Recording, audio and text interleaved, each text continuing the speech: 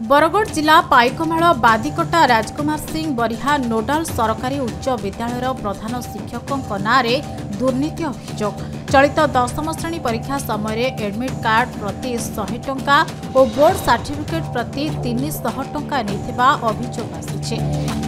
एसह गाँवर 2 कोटी SHG group ठारू विद्युत बाबद को 20,000 साहित्य शोधनी 6200 टंका नहीं फेराउ नथिबा अभियोग होइछि।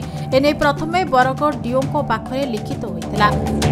स्कूल कमिटी अभिभावक तथा एसएचजी ग्रुप मिलित भाव में जिलापाल को लिखित अनुरोध करिसेंति।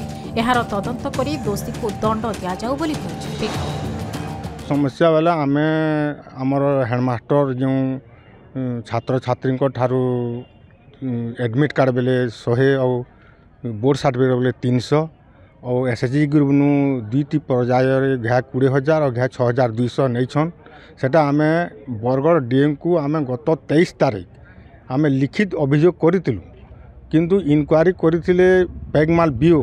इनक्वारी सब प्रमाण हला परे सुद्धा कौनसी आमर डीओ सार कौनसी पदक्षेप नेउना से आम बाध्य कलेक्टर को आम इटा लिखित आकार देछू।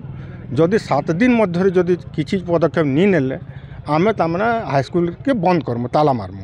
आमर दाबी बेले एक तो जनता तामने गोटे दुर्नीति जेनता आमे बिजनेस वाले जेनता टंका 500 धरी पकाले ताके सस्पेंड करसन बेले इटा भी तो घोटाला है नी। 26,000 टंका घोटाला है।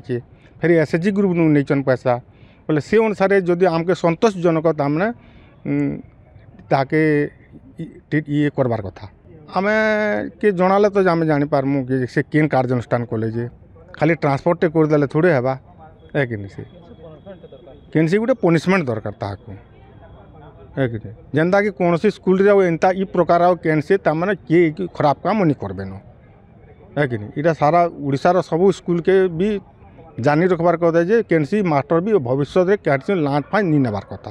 गवर्नमेंट स्कूल रे पढ़ुचन छुआ मैंने किसी बड़ स्कूल रे पढ़े नहीं पार्बाले से मैंने सरकारी सहायता लगी गवर्नमेंट स्कूल रे पढ़ुचन से ड्रेस दौचे फ्री, खाना दौचे फ्री और इमने जब पैसा नहीं बोले हेन्ता जो पैसा दौचे से प्राइवेट स्कूल क्या नहीं पढ़े है कि से एक तो जे नीत के पढ़े विकास न पढ़े और बड़ बड़ प्राइवेट स्कूल न पढ़े गरीब छुआ मन को पैसा नौचन नी।